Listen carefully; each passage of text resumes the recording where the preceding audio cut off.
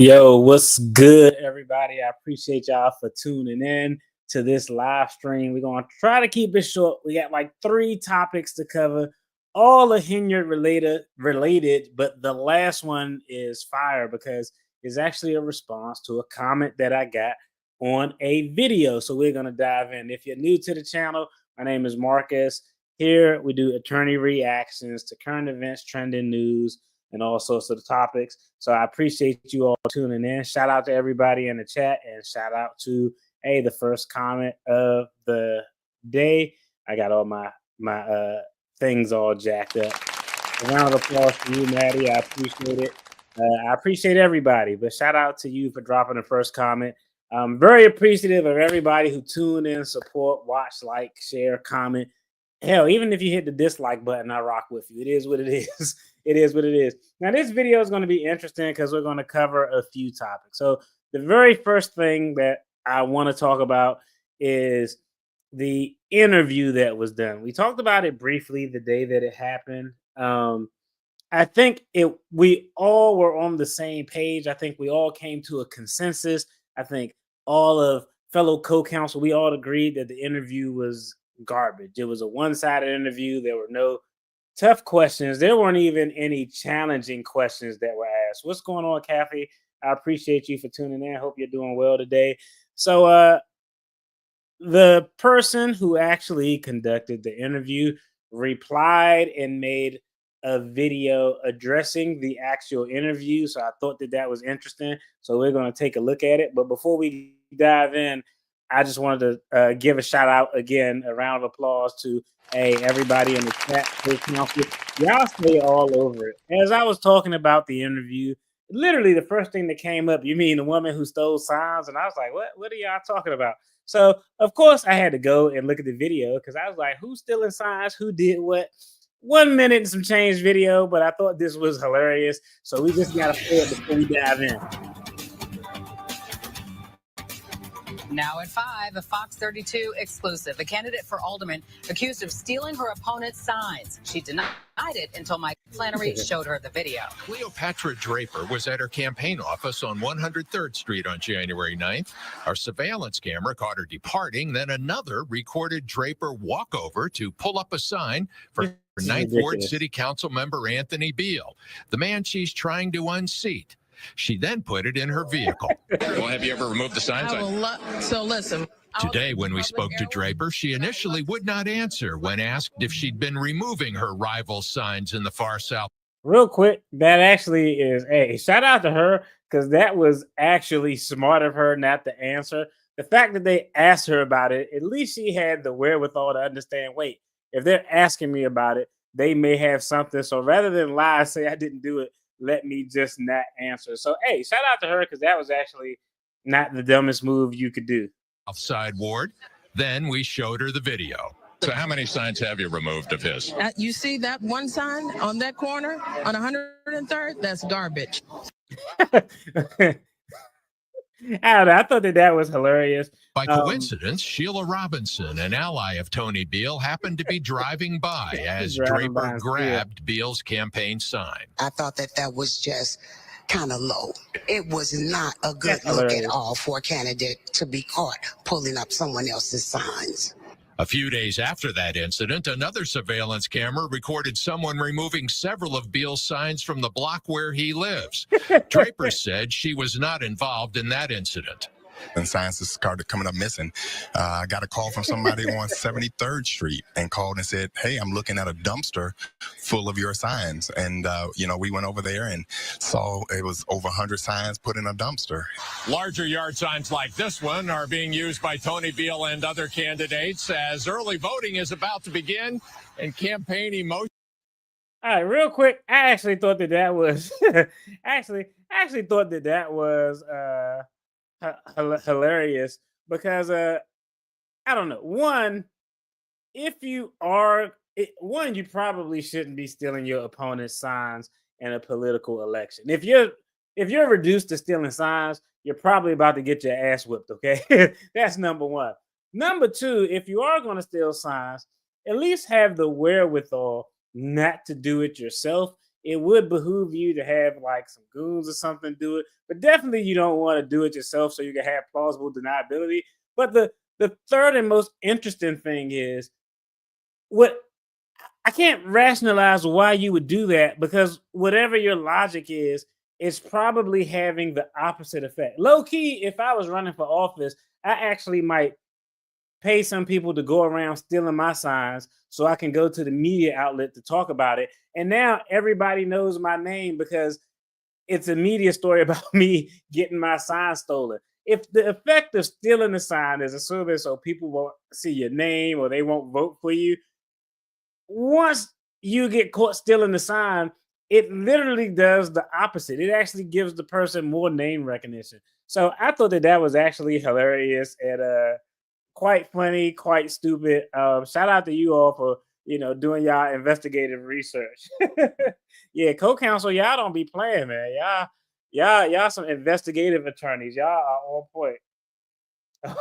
All those ring cameras everywhere. That's facts. I'm glad, man. Thank God they have ring cameras when I was growing up.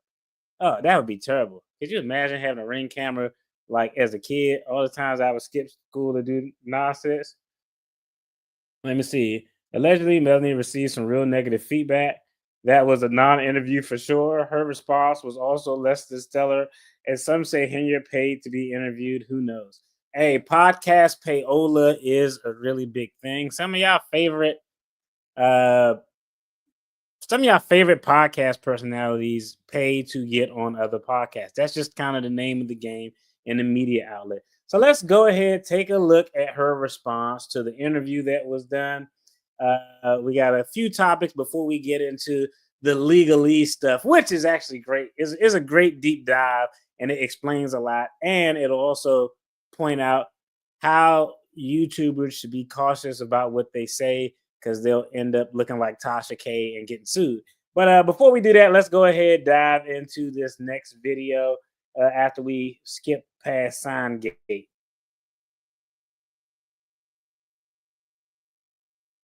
Yesterday. Oh, real quick, shout out to my guy, Hannibal is Hungry. I use his video to snatch this content, so I'm sure y'all probably familiar with him, but if you aren't, get familiar, check out his content. He does a great job at covering everything Dalton, Thornton Township, Tiffany Henyard, and the craziness that's going on, to include a lot of other content outside of that. He's a great content creator. Y'all make sure y'all get over and check him out. All right, let's jump into her response to the interview or lack thereof.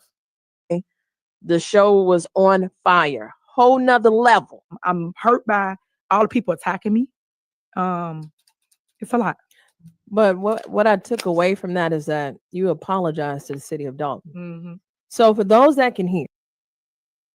The funniest thing is what she said in this one snippet was not what she did. She didn't apologize to anybody.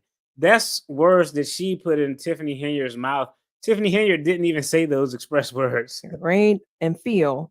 At the end of the day, you're going to make your decisions. And this is not to be pro or for or against you. It was to give you a platform to be heard, because some of the details, this tea you was spilling, we ain't going to read it nowhere. And you got it authentically from the Superman.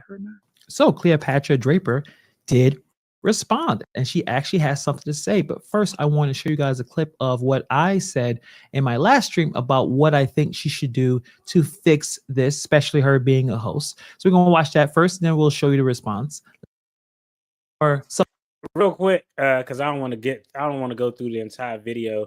But long story short, Hannibal essentially said that in order to kind of redeem her journalistic integrity, she should bring an opponent of Tiffany Henyard on, to that way be able to provide something that is fair and balanced. She has a little bit more self-awareness to realize what was done incorrectly and try to fix it for her career as a radio host. Like, not every host is going to have a fantastic interviews. Maybe it was possible that she thought she did a good Hannibal from the past. She did respond. Let's check it out.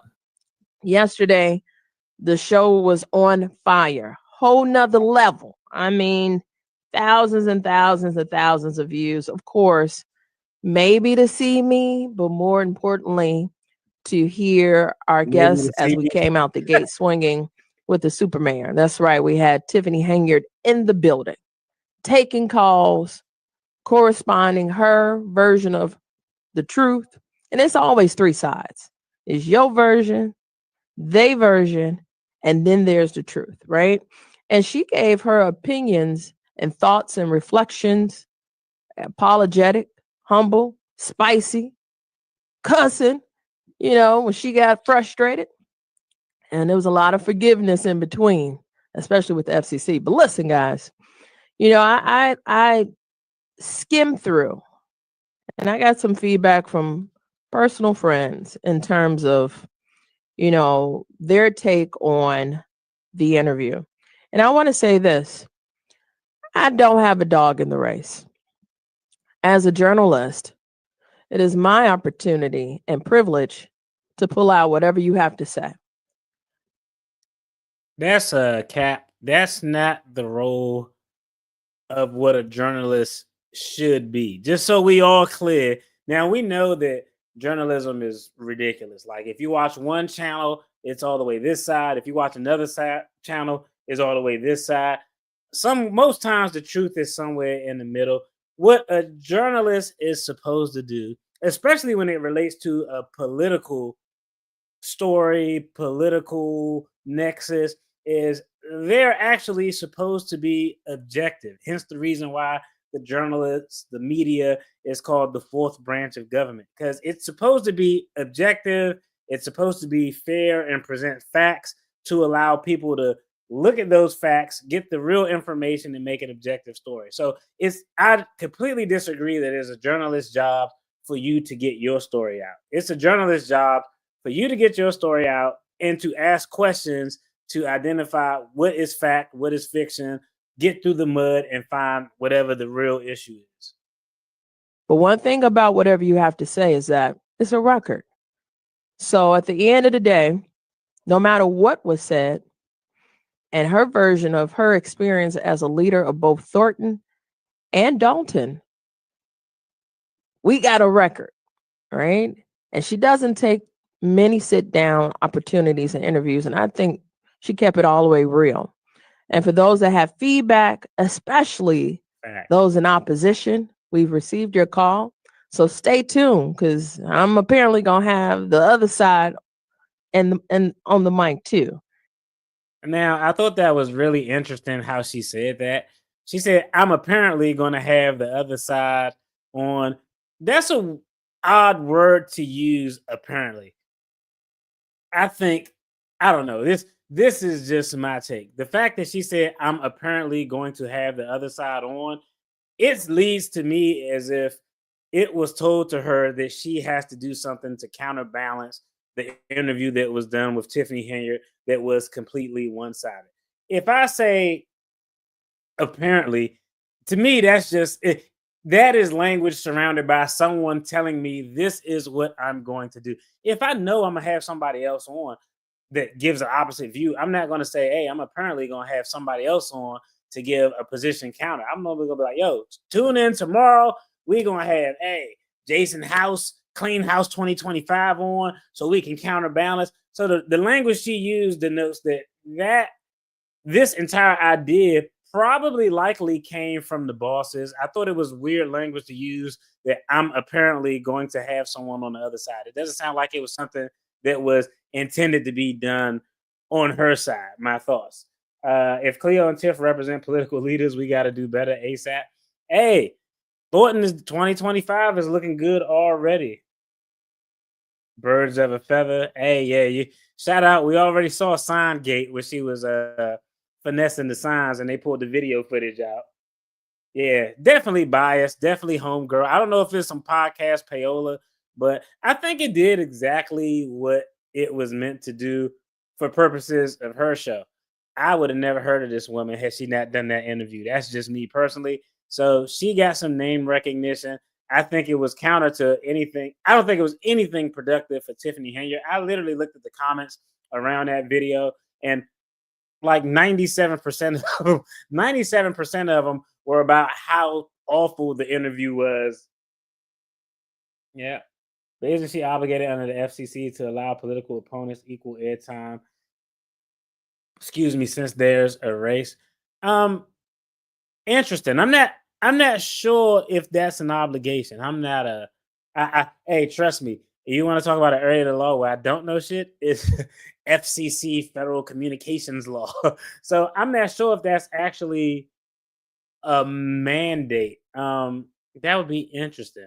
I don't know. I mean, we might could look that up and check it out. But the language she used, apparently, I'm gonna have somebody else oppose to Tiffany Henry on. It doesn't sound like that was her plan. It sounded like that was something that was given to her on the backside. Especially those in opposition. We've received your call. So stay tuned because I'm apparently gonna have the other side and on the mic too. And I love it.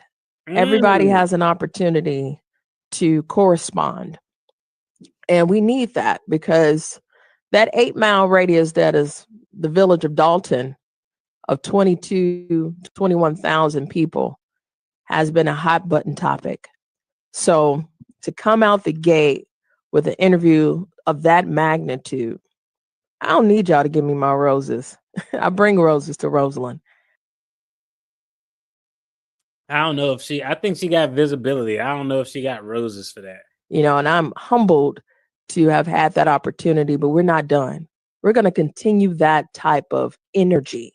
So when I say high energy, that's the magnitude. Right now, you may not like who we interview, what we talk about, but I bet you listening. Because at the end of the day, it's very interesting to hear what the other side has to say. So there you have it. She's actually going to interview someone on the other side. I'm going to be honest. Hey, shout out to my guy Hannibal is hungry for the content. I would actually I'm actually, that interview was so crazy. I'm actually not believing that she's going to interview a true opponent to Tiffany Henry until I actually see the footage actually online and can confirm that it's going to happen. I don't know. That interview was so completely biased that it was so biased. Like, who do you consider to be a political opponent? It would have to be someone who's running against her for some position, or maybe one of the trustees who is opposed to her. There's an uncut version. That uncut version is probably wild. But hey, that was her take on her interview. I think it brought visibility to her. It brought visibility to the network. I think it was a puff piece for Tiffany Henry. That's about as easy as a pitch. You know how I remember my son was a little guy and he was playing baseball and I didn't want him to suck. So I was like, come on, we're going to go out and start pitching. And he was maybe like 4. And I would go out. You got the T-ball stand and you just put the ball right there in front of him. That interview was essentially T-ball for Tiffany Henry. It was designed to make her look good. And just like Signgate, it did the exact opposite purpose of what I believe that it was supposed to do. It was supposed to give her a platform to give her version of the facts, and maybe people could buy in. But I think it just made her look absolutely more ridiculous. That's just my take on it. Let's go ahead, pivot to the next story before we get to our main story. And this story is actually a great story. It's actually better than Signgate. And shout out to things working out right sometimes. Let's dive in. New developments in Thornton Township. The back and forth over the third trustee seat is now over. Yeah, a new interim trustee was elected last night amid all the turmoil we've been telling you about there in Thornton Township. For a change, the night did not end in chaos, but the supervisor, Tiffany Henry, was not there. This story is an actual great story, and I don't know about you all, but hey, a round of applause for the people who came out. A round of applause for the trustees who just didn't show up to force the vote to go to the people. And hopefully we could get a round of applause in the future to a change, because if there's a vacant trustee seat, it should actually always go to the people. It shouldn't. I mean, think about it. There's a vacant trustee seat on a committee where the majority of votes can get whatever their agenda is done.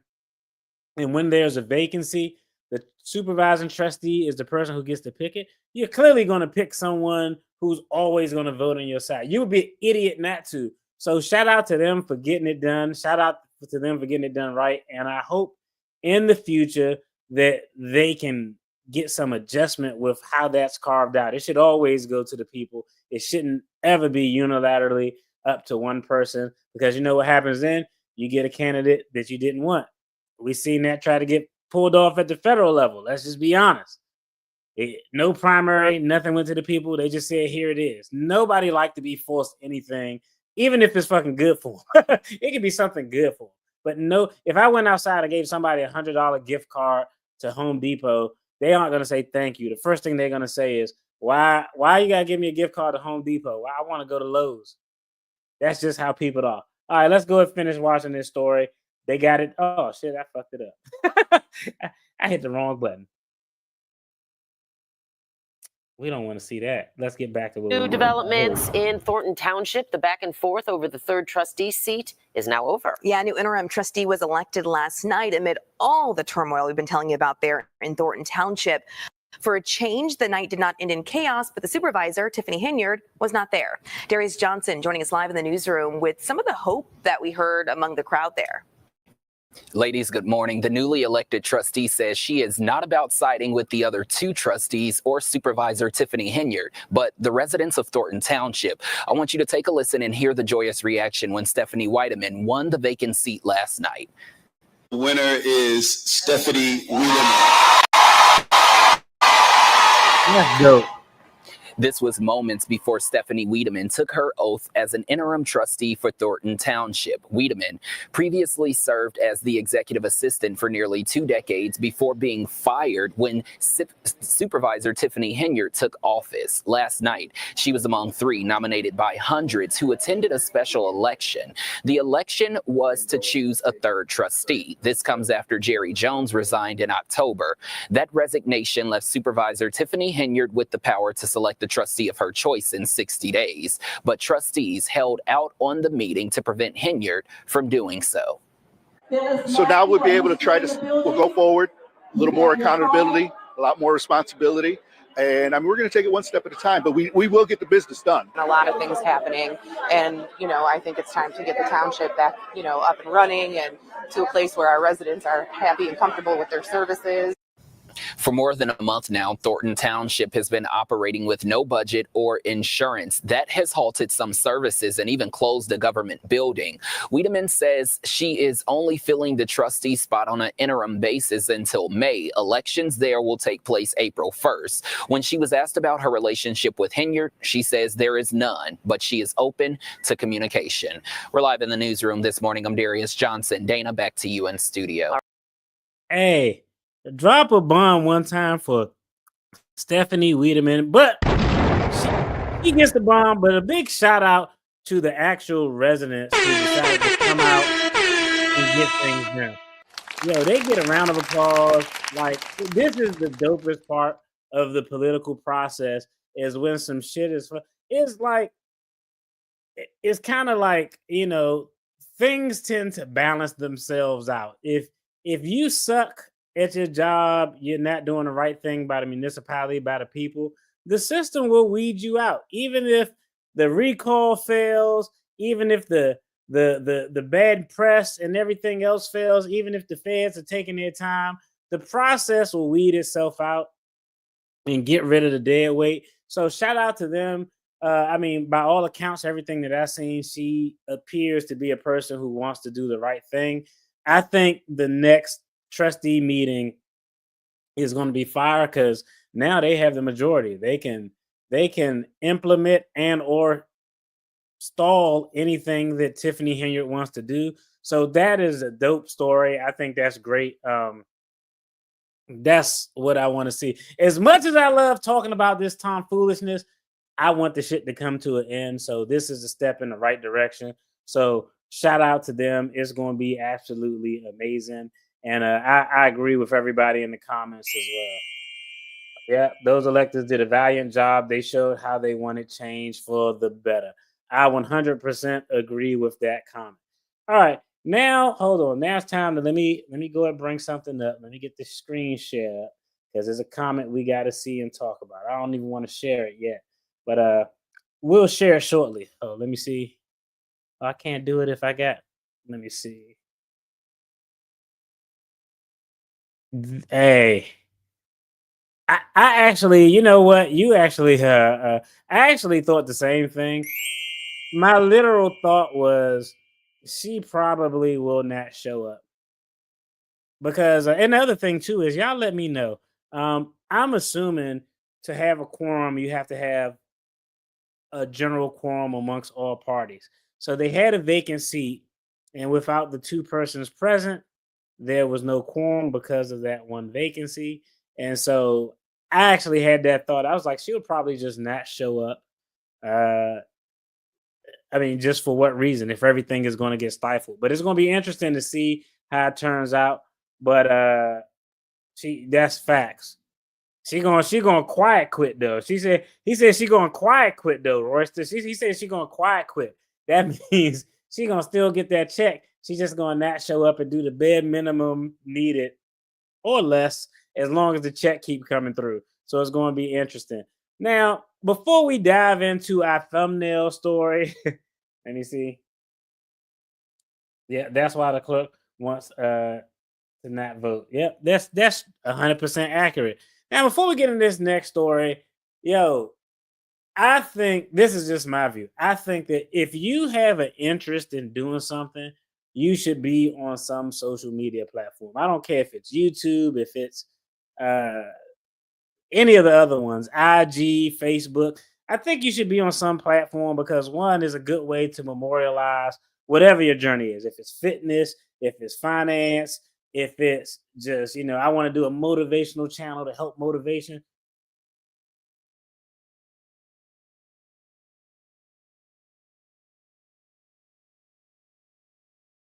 All right, there you go. Testing, 1, 2, 3. Everybody good? My sound all right? Something went a little weird right there. Let me see. Hey, shout out Lady Red. Hey. Greatest thing in the world. Hey, shout out to you all. Shout out to the community. Hey, I definitely want better for y'all. What's going on, Lisa J Stocks? What's going on, sis? Hey, if y'all interested in getting y'all finance game up, just learning the basics of budgeting and all those foundational things, but also learning a little bit about the stock market. Hey, y'all go check out her. Hey, I've investigated and or prosecuted white collar crimes and financial crimes for a decade now, and I've never seen her talk about anything that's illegal. shout out to YouTubers who talk about things that are legitimate and not illegal. Shout out to you, Lee. Yes, I'd be like, nah, I can't fuck with them. But shout out to her. She definitely has good content that you could get some value out of. All right. Now, I think everybody, if you have an interest in something or story to tell or journey you're doing, should memorialize it on some form of social media. One, because it's a good way just to track your journey, but people are interested in the story. During the pandemic, I actually followed a guy on YouTube. He was like 60 years old, and people in the government were working from home. And he just decided at 60, like, I'm gonna start skateboarding. And I was like infatuated with, like, wow, this 60-year-old dude is out here trying to skateboard. I'm gonna be honest, I probably was watching to see if he fall, but it was like so entertaining. It was amazing. I seen this channel just kind of explode. With that being said, when you have a reaction channel, you have to put a little bit of thought into the things that you say, okay? Having a reaction channel is cool, and you don't need to be a professional attorney, a CPA, none of that stuff. Hey, a lot of times we're interested in hearing the normal thought of regular, everyday people who have great personalities and interesting takes. But you got to tread lightly with what you say, because you can say or do something that'll put you out there and may give you some legal exposure. So I want to pull up this comment that I got on the video. It was the video I did regarding the interview that was done by Fenia Dukes on the local media outlet, and I thought this was interesting. Let me go ahead and pull it up so y'all can see what the comment was. All right. Loud Room Reacts. So, hey, shout out to Loud Room Reacts. I'm going to give y'all a round of applause because, hey, I appreciate any and all interaction with the channel. Whether I disagree with it, it is what it is. But this is from Loud Room Reacts. and it was about the interview that Fenia Dukes did at the local media station with Christine Waldrop, I believe is her name. Hopefully, I got the first name right. But it says here, but it's hard to believe Fenia Dukes hasn't slept with any other city male employees before Andrew. She's not Mary Firstborn. I covered this on my channel. And you know what? I'm going to give them a second round of applause because it's always good to try to plug your channel or your content. So I saw this and I thought, this is an interesting comment. Round of applause for them trying to plug their channel as well. So if y'all want to go check out the content, Loud Room React, they react to a lot of trending news in the urban space and just across the board. So interesting take on things. Y'all get over there, and if y'all go check them out, tell them DFD mentioned and sent you over there. Now, and if you like what they doing over there, go ahead and subscribe. But I saw that and I was like, maybe this is just me. Maybe I'm just a little PC, but I ain't gonna lie. I low-key gasped. I was like, oh man, that's a crazy comment to say. Like, and I replied, and I can't remember what my reply was, but my reply was generally like, what does her history have to do with anything? Like, I was kind of confused. So y'all let me know in the chat. In a situation like that, I'm actually, let me see. In a situation like that, should a person cheek clappage history be admitted as evidence? Is if in these type of trials, in an SA trial, should the victim's cheek clappage history be admitted during the trial? Is it actually relevant to what's going on? And I don't know. Like, I see why people would have that thought, but I see why the opposite is true too. Like, what does the history have to do with what is being alleged now? Let's focus on the facts of this. Like, and let's just be honest. Let's keep it a buck. Let me see. Hey, I feel you, family. But the thing is, like, I see why someone would say, "Oh, the history should come into play." But think about it. I see both reasons, but I see why the history is irrelevant more, because the history actually could be the reason that the SA actually occurred. It could be a scenario where, well, hey, DFD always over there clapping all those girls' cheek. Why won't he clap mine? Next thing you know, I'm on the SA side of the game. They got me drugged and in a room. So the history has no bearing to me. I think you should just stick with the facts. And like I said before, just putting a comment like that on the video or doing the video where you're talking about a person's history that you can't corroborate it, you could open yourself up to legal exposure that you don't want to have. And I'm gonna just keep it a buck. I don't know about a lot of y'all, but if you get sued, it costs money to be able to defend yourself. But more importantly, it costs money if you're wrong. So, hey, cheek clap is history. The cheek clap facts instead of your car facts, your cheek clap facts. The cheek clap facts. Hey, but yeah, that's the question. It depends on the case. It depends on the case. Kenneth Dawkins, I agree. Exactly. Like, literally, it could be a cheek clapping session going on over here with a bunch of people, but you could just be the one person where they're like, nah, I'm not down with, giving you any clappage. So I'm gonna respectfully decline. Again, same situation, same time, same place, all occurring in the same event. Cheek clappage to the left, legitimate, consensual. Cheek clappers to the right. Nah, bro, you not my type. Even though you may feel some type of way because you seen all the cheek clappers going on over there. So the history is not really paramount. But I thought this was interesting because there's a specific rule of evidence that applies just to this. When I explain most things on this channel, I explain it from the federal rules of evidence. And the reason I do that is because most state rules are modeled after the federal rules. I did look it up in Illinois, in Vegas, Nevada, they have a similar rule. Rules generally for evidence are generally the same across the board. So let me go ahead and pull it up. We're going to talk about when can it come in, when it can't come in, the limited situations when it can't come in, but more importantly, we're going to talk about what they like to call the legislative intent. Why did Congress, why did state legislators write this law this way? Let's see. Let me see. I thought her confirming her state as a result of drugs and alcohol was more damning, being she stated it in public, not if it was truthful. Hey, facts. That was the first. When I saw the interview, that's the first thing I said. I was like, hey, shout out to you. That was a good comment, random advice.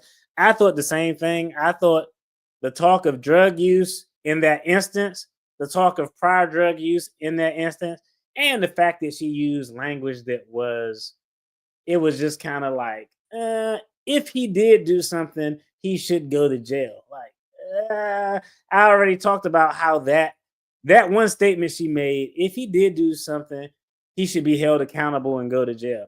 That one statement is going to come back to haunt her. Because if she goes on the stand and testifies and says the same thing, if it's just flimsy, it's a flimsy statement, it's not direct, it's too much wiggle room. But if she actually goes back and said, no, he did something and he should go into custody, and then she talk about what happened, they are going to use that interview as evidence. That interview can't come in as evidence of what happened that night, but that interview can come into testimony to impeach her testimony. So she's going to get on the stand, talk about what happened that night. She would say that this guy SA'd me, and she said he unequivocally did it. Then they're going to introduce that video in, and they're going to go to that specific time marker where she said if he did it, he should go to jail. And they're going to say, wait, in this video, you said if he did it, but now you're saying he absolutely did it. Are you confused? What is the reason for the difference?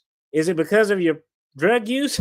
I mean, like, it's just going to be a brutal cross-examination. But let's take a look at Rule 412 so we can find out exactly how evidence of a victim's background can come into play.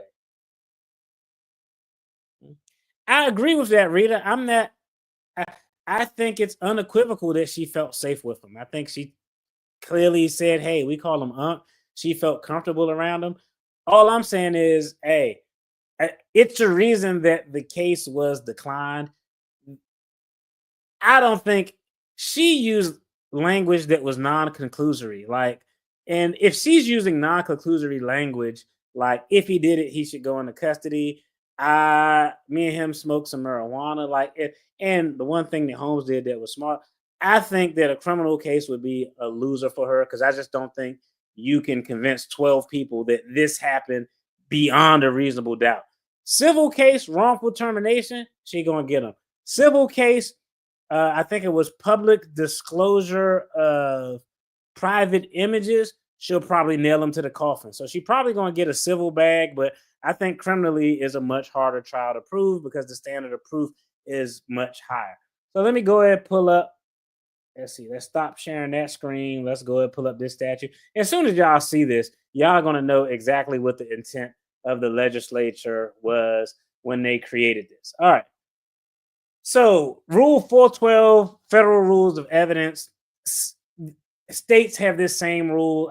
Illinois has the same rule. Nevada has the same rule. Prohibited uses. The following evidence is not admissible in a civil or criminal proceeding involving allegations of misconduct, SA misconduct. 1, evidence offered to prove that a victim engaged in other cheek clappish behavior, that's not coming in, or evidence offered to prove a victim's freaky deaconess, her freaky predisposition or his freaky predisposition. And normally the first one is the example where, like, okay, your prior partners, like, yo, you let those dudes over there clap, and because of that, I didn't do this. What? That don't have anything to do with the facts. The second situation you normally see when you talk about a predisposition, you look at prior behavior, but a lot of times you'll see this come into play with people who may be like actual workers in the industry. That's normally where you see that second one. But generally, the following evidence is not admissible in a civil or criminal trial. Evidence offered to prove a victim engaged in other cheat clappage behavior, or evidence offered to prove a victim's cheat clappage predisposition. Exceptions. Now, there are instances where the court will allow the sexual history to come in. And when you hear them, you're going to say, oh, that makes perfect sense. Number one, criminal cases. The court may admit the following evidence in a criminal case: evidence of specific instances of a victim's sexual behavior if offered to prove that someone other than defendant was the source of the semen, injury, or other physical evidence. So when we talk about the legislative intent, one, you can't use a prior act to say that this didn't happen because of someone's history. You got to base each scenario on the facts. So the instance where they'll allow it absolutely makes, perfect sense. Now, I use this situation because the comment was related to a video about Fenia Dukes and Andrew Holmes. But let's say in that example, we know Fenia Dukes didn't never get this SA kit test. She got the STD test, but declined the other test. That's going to be a point that the defense for Holmes would beat to death with a hammer as well. But let's just say she did, in fact, get the kit test, the SA kit test. She got tested and they found physical evidence there, right? The court is saying, okay, we'll allow prior cheat clappage conduct of the victim to come in if that evidence is coming in to disprove that the physical evidence collected during the examination does or doesn't belong to the defendant. So that situation is completely different from this situation. So I'm accused of a heinous SA charge. I'm in court. An SA kit test was done on the victim. They found physical evidence. Now, in that unique circumstances, the court is like, yo, if the victim clapped 2 or 3 guys earlier that night, the court is like, in this situation, we're going to let their prior history come in, because letting that prior history come in could potentially show that I'm not the person responsible for the physical evidence that they got when they performed the test. So that's example number one, when they would actually let it in. Let me see. All right. So I believe they are, from what I saw, but we aren't going to know until actual charges are filed and an indictment comes out. All right. So let's look at the second instance. So again, victims' prior cheat clappage history can come in if it's coming in to prove or disprove that the physical evidence they found when they examined the victim isn't the defendant's. That makes sense, because otherwise, well, it was there, isn't that his? Like, nah, that's not enough. Now we need to bring it in and be like, okay, well, yeah, these all happened in close proximity, and it was this person's, it wasn't the defendant's. He's free to go. Makes sense. All right, the second instance. All right. The second instance. So again, in a criminal case, the court may admit the following evidence in a criminal case: evidence of specific instances of a victim's sexual behavior with respect to the person accused of the misconduct, if offered by the defendant to prove consent, or if offered by the prosecutor. So this one is interesting because it's written a little weird. There's a lot of ors here. So evidence of a specific instance of the victim's cheat clappage behavior can come in with respect to the person accused of the misconduct if it's offered to prove consent. So this is a situation where, let's say hypothetically, because we're just using this as a case study example, let's say hypothetically charges were filed and Holmes is like, nah, everything was consensual, and we had cheat clappage sessions before that were all consensual. And hey, check out these text messages. That's the scenario that this is talking about. Well, we're going to let cheek clappish behavior with respect to the person accused. So we're going to let prior cheek clappish behavior with the person accused, who would be Holmes in this example, come in because it's used to prove that he actually had consent, that they had a consensual relationship, or if offered by the prosecutor. So this is one of those things, and we see this a lot of times in evidence. It's called, let me make this bigger, my fault, so y'all can read it.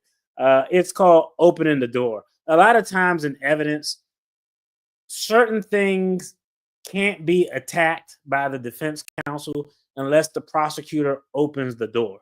So the first part, so prong B has two scenarios. Scenario one, they're going to let prior cheek clappage come in if it's related to the defendant and prior instances with the alleged victim to prove or disprove that consent actually occurred in the facts that's at issue to this allegation. That's part one of B. Part two is, or if offered by the prosecutor. So if the prosecutor during his examination, let's say because what would happen is if this went to trial, Fenia Dukes would go on the stand first. She would present her case and the prosecution presents their case. If the prosecution brings up prior encounters between herself and the actual defendant, then the court is going to say, hey, you opened the door. Because you opened the door to talk about it, now he has a right to defend against this door you just opened. So you have to be really, really careful when you're doing direct examination, especially as a prosecutor and as a defense, if it relates to a person's credibility, because some things can't be attacked until you present them. If you never bring them up, the other side can't bring it up at all. But if you bring it up, once you open the door, it's free for them to run through. All right. Then the last one is C. Okay. The court may admit the following evidence in a criminal case if the evidence whose exclusion would violate the defendant's constitutional rights. That's just a catch-all. That catch-all just says like, yo, we're going to let this evidence in if excluding this evidence would violate the defendant's constitutional rights. Essentially what that means is exculpatory evidence. I mean, it's evidence that's likely to prove that the defendant didn't, in fact, commit the crime. So that's just kind of catch-all. Now, let's go ahead and scroll down and see about civil cases. Okay. Because now we're talking about in a civil case. It says, in a civil case, the court may admit evidence offered to prove a victim's cheek clappish behavior or their cheek clappish predisposition if its probative value substantially outweighs the danger of harm to any victim and of unfair prejudice to any party. The court may admit evidence of a victim's reputation only if the victim has placed it into controversy. Now, for civil cases, they just gave us a bunch of, like, this should have been broken out into 3 sections to make it easier to read. So we know the examples in criminal cases. We went through it's actually 4, but they have it broken out as 3 examples of when it'll come in. Really 3, because the bottom one, C, was a catch-all. In the civil case, the court may admit the evidence offered to prove a victim's sexual behavior or sexual predisposition if its probative value outweighs the danger of harm to any victim and unfair prejudice. That's just a balancing test. The court's always going to look at a balancing test. In a civil case, they're going to say, okay, is the probative value of this information, is the background, is the fact that we want to bring up the cheek clappage history, is that information so paramount to the allegations involved in this civil case? They're going to say, if the answer is yes, the next thing they're going to consider is, okay, and would introducing this unfairly prejudice the defendant? They're going to say no. Most likely than that, that's going to be a no. If the answer is yes, there's a strong possibility that it's going to be a no, because that background cheek clappage history has probative value. The background cheek clappage history goes towards proving or disproving whatever is at issue in this civil trial. That's part 1. And then it says the court may admit evidence of any victim's reputation only if the victim has placed it in controversy. Again, this is akin to what we saw on the criminal side. If you open the door to your cheek clappish background, they going, hey, bum rush. If you open the door as presenting your evidence and opening a case as to why this person is liable in a civil action, we're talking about a civil action here. Once they open the door, the opposing side, the defense, can always go through the door and say, well, since you brought up your cheap clappish history, let's go ahead and pull out your cheap clappish report and see what's on there. They're gonna open it up, hit it. They're gonna open it up and hit it a few times. But that is essentially how it breaks down. I think it was interesting because a lot of times, I don't know, I think people just think like, oh, the history should come in, an attorney is going to attack the history, but an attorney can only attack the history in very limited situations. It's not just going to come in because you've seen it on, like, that's just not how it works. Let me recap real quick, then I'm gonna jump to the comments. So in a criminal case, when can background cheat clappish history come in? If it's a specific instance of the victim's sexual behavior, if it's offered to prove that someone other than the defendant was the source of the semen, injury, or other physical evidence. So if a test was done, there was physical evidence found. As a matter of course, because it has to be fair for the defendant as well as the prosecution, if the background history can come in to show that this physical evidence obtained was not caused by the defendant, then they'll let it in. The second instance is evidence specific to a victim's sexual behavior with respect to a person accused of the misconduct if offered to prove consent.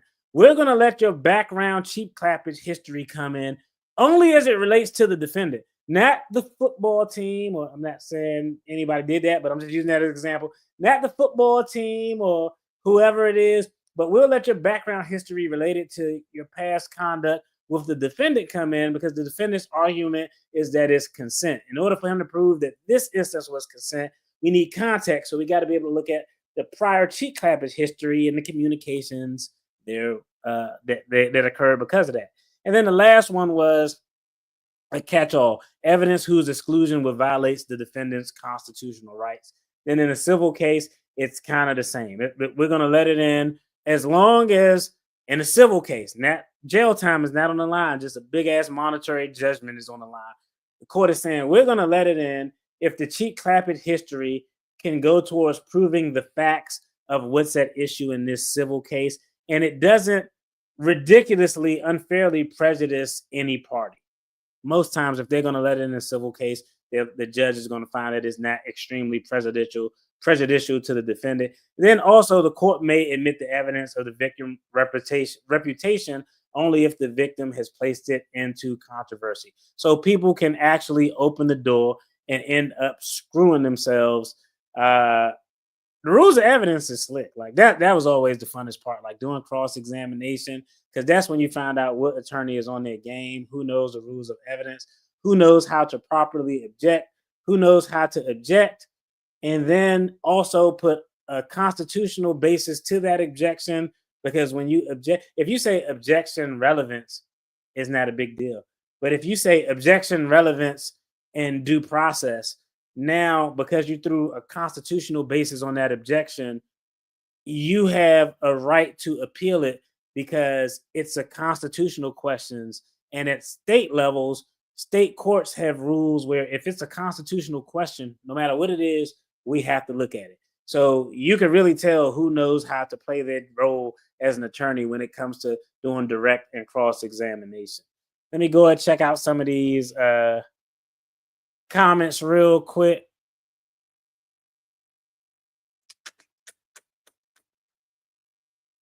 All right, we were right here. Let's see. Are they going forward with the sending of the images and the video?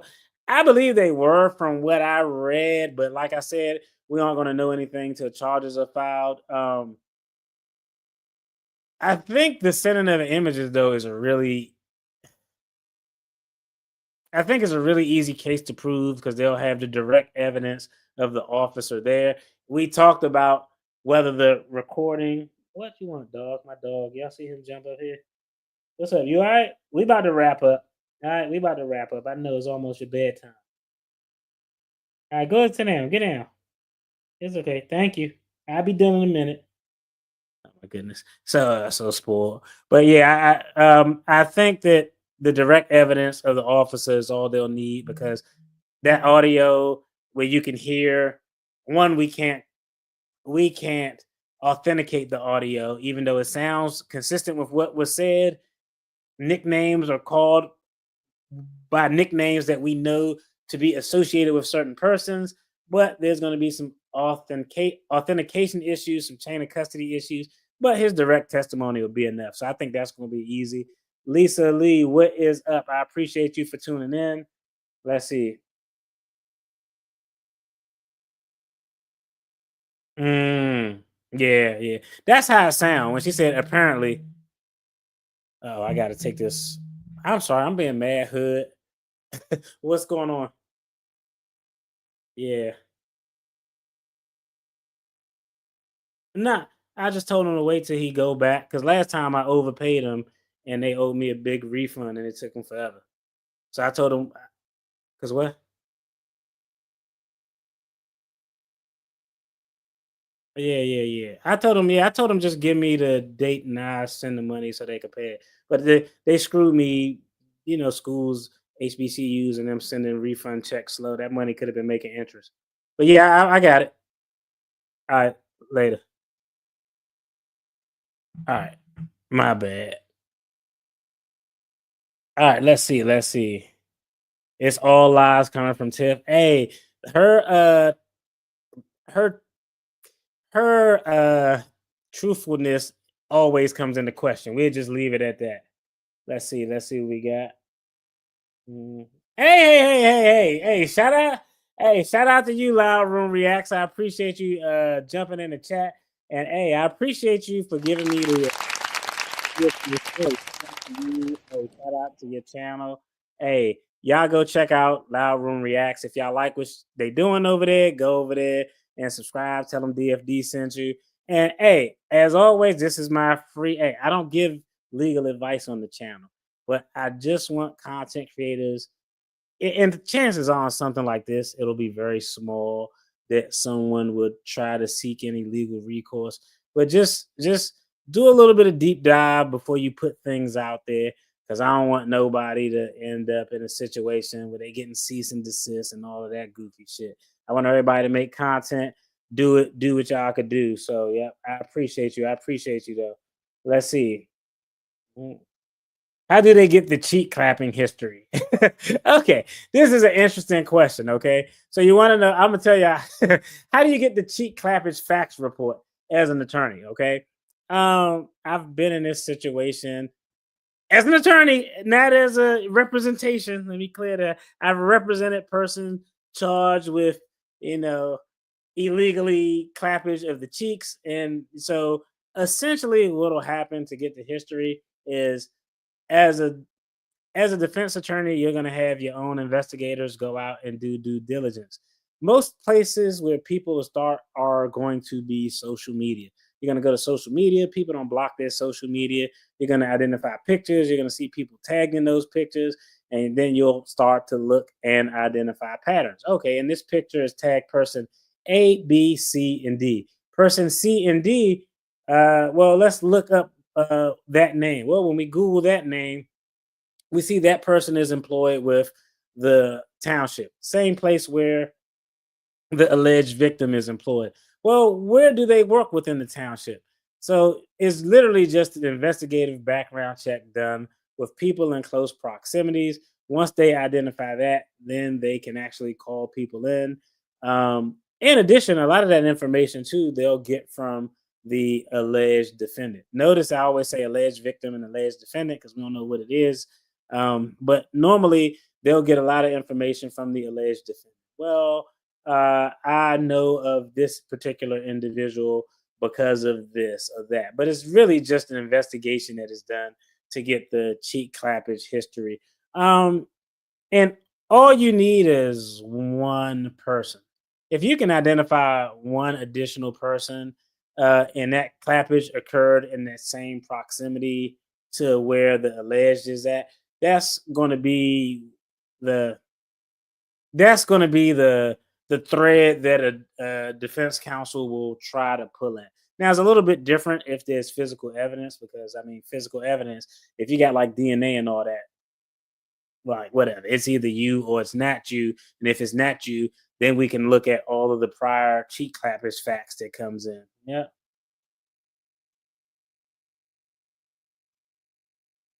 Yeah. I agree. I agree too. And I'm gonna be honest, like that's how people think. Like I've actually, oh my god, stuff.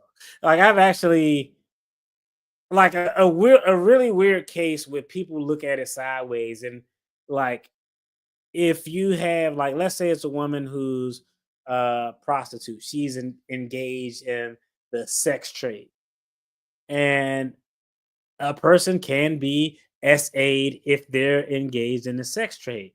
But when you think about it, let's say you put that victim on the stand, people are going to ask them about, you look at their record, and their prior record shows an arrest for, prostitution charge or something like that.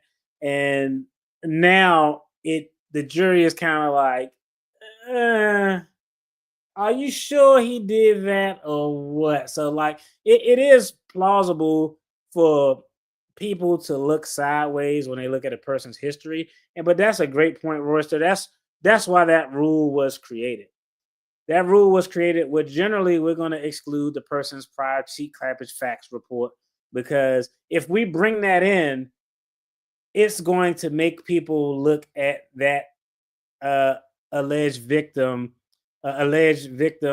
sideways. It may make them. I mean, people look at, like, y'all won't believe it, but people say, "Well, this is stuff people say in 2025. Well, she shouldn't have dressed like that."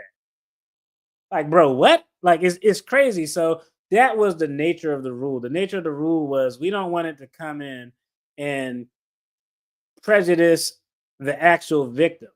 So they made it in a way not to prejudice the victim, but they attempted to carve out methods where it can come in when it was beneficial to the defendant proving his case. And I think they did a good job overall. That's one of the longest rules. Yeah. Yeah. No, hey, I agree. Miss Cleo was not it. Yeah.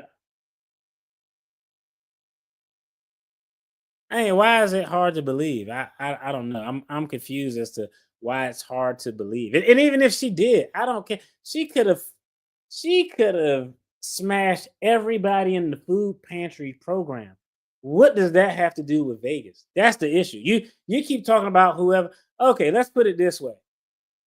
Parents think that they know everything about their kids, but trust me, they don't. I've represented people who were hardcore, straight up gang members, and when their parents stood in the room and heard the facts, they were like, "Oh, my baby who goes to private school, yeah, your baby out here selling drugs, and your baby out here got on the Pooh Shiesty mask, the cruddy mask, and he putting in work."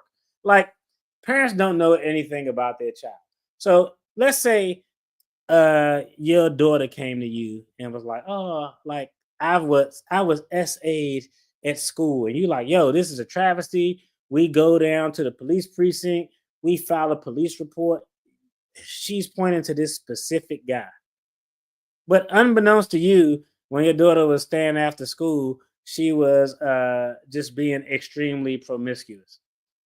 Like, you keep bringing up the history, but it has nothing to do with the facts that are at hand. So that's why the court isn't going to let it in.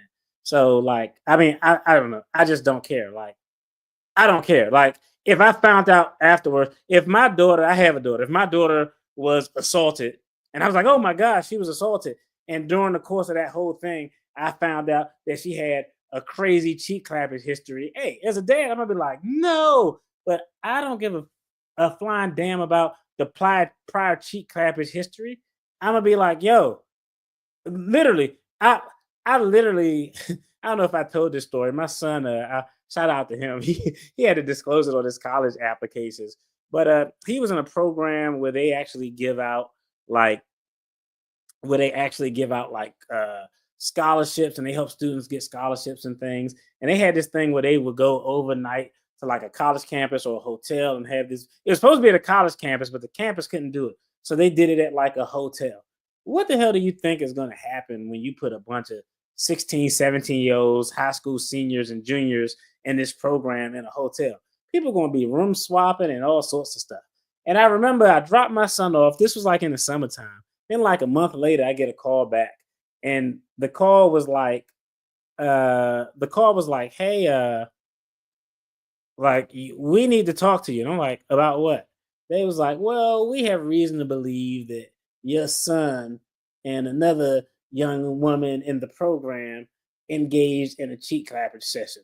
The very first thing I said was, okay, I literally go into dad attorney mode. I was like, okay, so the reason that you're calling me and telling me about it, that clearly means that it was consensual, right? And they was like, yeah, that's going to be my very first thing. If it was my daughter in that situation, I'm like, hey, now that's a conversation I got to have with my daughter. That could be a potential skew on how I parent, but I'm not going to give a damn about the consensual cheek clappers that my daughter did a month ago when I'm dealing with her being assaulted right now in the here and now. It is irrelevant. That's why it's not going to come in. It's going to be just irrelevant to the case. Yeah.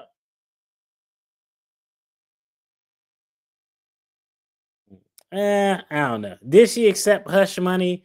I thought she said she like was offered something. I don't know. Like, hey, I don't know. If you want to stand on that hill, hey, shout out to you, Loud Room Reacts. If you want to stand on that hill, I've only been doing this for 15 years, but I just it's only going to come in limited situations. It is what it is. Yeah. My dog. Yeah, he like, all right, man, this show too loud. Yeah. Yeah, and if he says he misspoke, he's going to get crucified on the stand as well. You're making a lot of assumptions. He can always say this. Hey, we only could deal with the facts. You can't give out hypotheticals. We only could deal with the facts. He hasn't said he misspoke, so we can only deal with the facts as they are presented. Yeah, that would have been crazy. He got a work phone that he pays for. That's cheap as hell. You got a work phone that you pay for. That's cheap as hell. Yeah. Let's see. No worries. Let's go ahead and get through these comments. Let's see. Yeah, I think you need to. I don't know if you saw. You need to go back and I don't think you were here when we went over the statute. So like, I don't know. You can't say what a good lawyer is going to do. Like, and you don't know the basis with which a good lawyer has to make their argument. Like everything just don't come into trial. Your Honor, he farted when he was in the 4th grade in front of his science teacher. Like everything isn't going to come in because everything isn't relevant to what's going on. Let me see. She could do a live stream, doesn't entitle the person to violate it. Facts. I agree.